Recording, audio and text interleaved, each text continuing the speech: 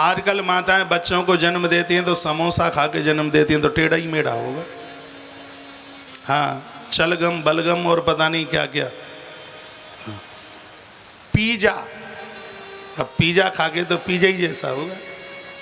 पहले माताएं बोली थी बहू लला को जन्म देगी तो सौंठ के लड़ुआ, बोले नहीं इसमें तो फुरफुरी आती है। तो फिर बिल्कुल वैसे ही साहब घासलेट की औलाद जन्म ले रही है और का सब डालडा। अब गड़बड़ हो गया बिल्कुल। कहाँ आ रहे हैं ये 20 साल में जितना प्रोडक्शन नस्ल 20 वर्ष में परमात्मा ही बचाए। अब 20 साल पहले के बैठे होंगे, सब नहीं है लेकिन फिर भी बहुत है। आज नई उम्र में बाबा कौन बन रहा है, कौन साधक बन रहा है, कौन बनता है? बड़ा मुश्किल है, बहुत मुश्किल है। प्रहलाद ने जो अद्भुत बातें कही थी, ओ हो आनंद आ गया। 9 सूत्र जो अद्भुत जो सुनाए थे, आनंद आ गया। कहा कि ये सब माँ के गर्भ से पढ़ के आया है और माँ के गर्भ में जो भी कुछ सुना जाता है इतना असर होता है। 16 वर्ष के अभिमन्यु ने महाभारत की तिड़ी मिड़ी मार दी, बांधी पूरी चक्रा बिहू तोड़ के बताया उसने। गुरु द्रोणाचार्य अचंभित हो गए थे।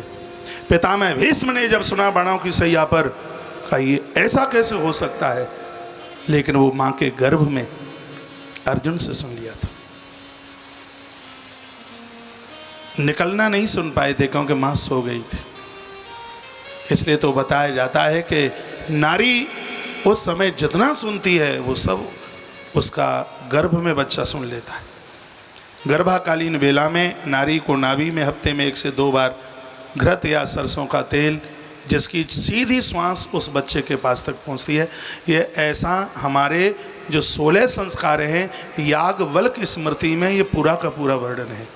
तुलसी तपोवन यूट्यूब चैनल पर 9 दिन की याज्ञवल्क्य स्मृति पूरी कथा पड़ी हुई है। आचार्य चाणक्य की चाणक्य नीति पड़ी है, वेदुर नीति पड़ी है।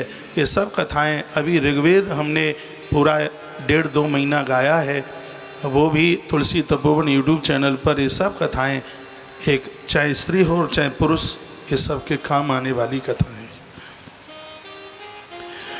उसमें तो ये लिखा हुआ है कि बच्चे को जन्म देने पर औषधि की जरूरत नहीं होती। बच्चों का जन्म अस्पताल में होगा ही नहीं। गर्भवती नारी नाभि में सरसों का तेल या घृत डाले, रात्रि को मुक्त केसों से, खुले केसों से न सोए, सूर्य अस्त के बाद में भोजन न करे, उसको संतान को जन्म देने में किसी भी प्रकार की तकलीफ नहीं होगी।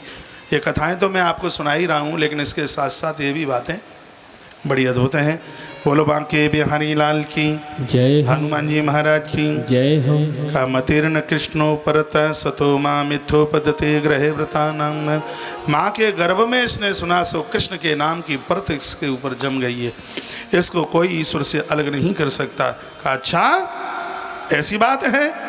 तब यह बोला कि सोयदम दुष्दम पित्तो रहा, यह 5 वर्ष, ये 5 वर्ष का मेरा काल बन करके आया है। अपने मुंह से बोला हिरण्यकश्यप कि 5 वर्ष का है। 36 नंबर के श्लोक में श्रीमद् भागवत 7वां स्कंद अध्याय नंबर 5 श्लोक नंबर 36 में प्रहलाद की उम्र का वर्णन हिरण्यकश्यप ने किया। कहा ये अभी 5 ही साल का हुआ है और बातें सप्तर्षियों जैसी करता है, इसको मैं सीधा करूँगा। तो इसने आज सौगंध खा ली, प्रहलाद जी के ऊपर इसने भारी अत्याचार किया। ऐसा कौन सा कष्ट था जो प्रहलाद को इसने नहीं दिया? लेकिन सुखदेव भगवान सावधान करते हैं कि हे परीक्षित, आग में जल के भी भजन होता हो तो भी मन छोड़िए, पहाड़ से फेंक करके भी भजन होता हो तो भी भजन मन छोड़िए। और उस समय भगवान सुखदेव रो पड़े, कहा कि यदि गर्भ पान करके जहर पी करके भी यदि भजन होता है तो भी भजन मत छोड़िए। प्रहलाद को विष पिलाया गया था, स्वयं भगवान महादेव चल करके आए, उन्होंने अपनी अंजलि लगाई, गुटक गुटक करके पूरा का पूरा विष पी गए, पूरा जहर शंकर पी गए। प्रहलाद को पहाड़ों से फेंका गया, जल में डुबाया गया और यहाँ तक हाथियों के तलों के पामों के नीचे दबाया गया। हाथियों ने पीठ पर बिठाया। प्रहलाद भगवत नाम संकीर्तन कर रहे थे। सुखदेव स्वामी सावधान करते हैं, हे राजन परीक्षित, जो परमात्मा के नाम का कीर्तन करता है, परमात्मा का सुदर्शन चक्र उसकी रक्षा के लिए कवच बन करके खड़ा रहता है।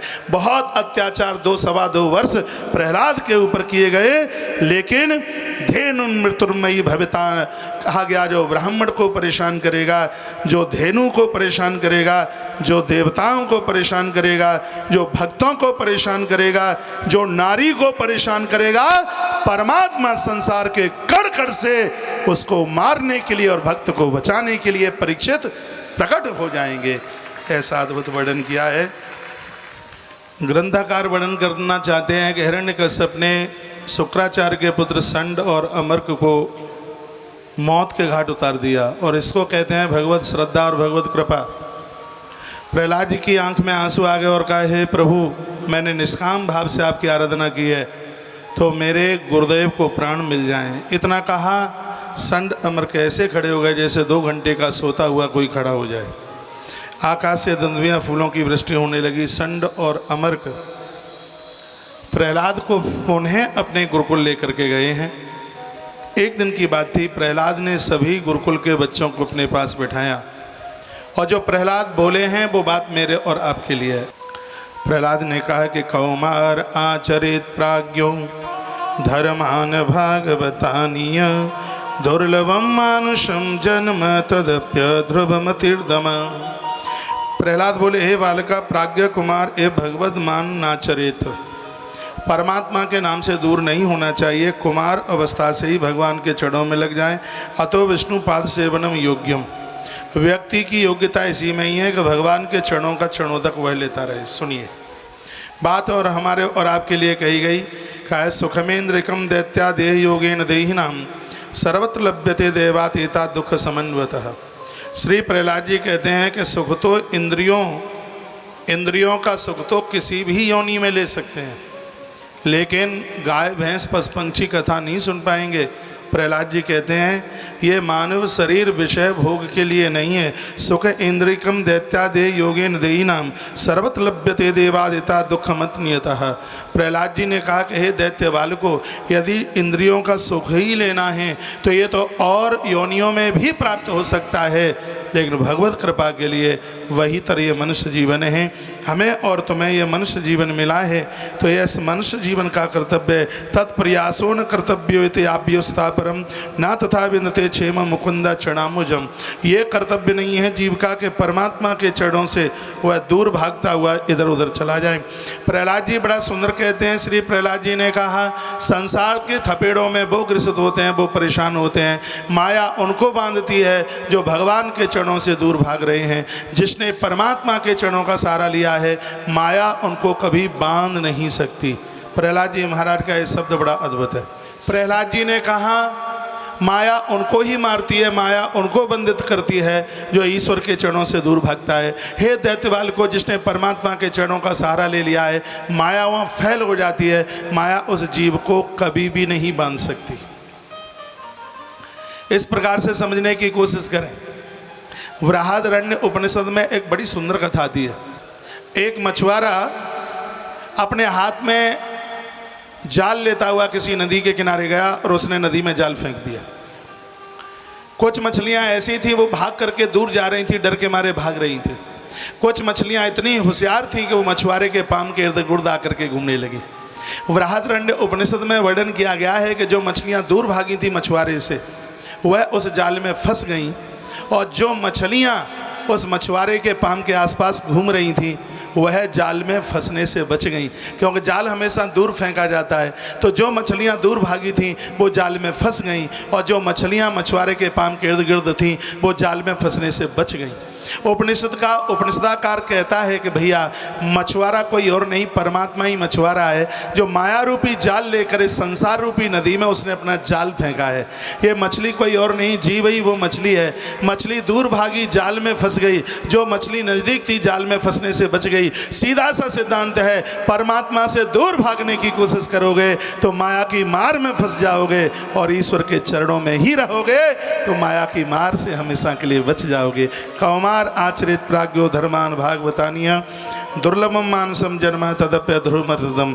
हे कुमार बालको, परमात्मा के चरणों में जीवन का निर्वहन करना यही जिंदगी है। सुखदेव स्वामी कहते हैं, राजन परीक्षित, प्रहलाद के ऊपर इतने अत्याचार हुए, इतना सब कष्ट उनको झेलना पड़ा, और इस कथा से परीक्षित यही सिद्धांत सीखने को मिलता है कि भगवान का भजन न छूटे, जीवन में भले ही कितना भी कष्ट चल करके आ जाए।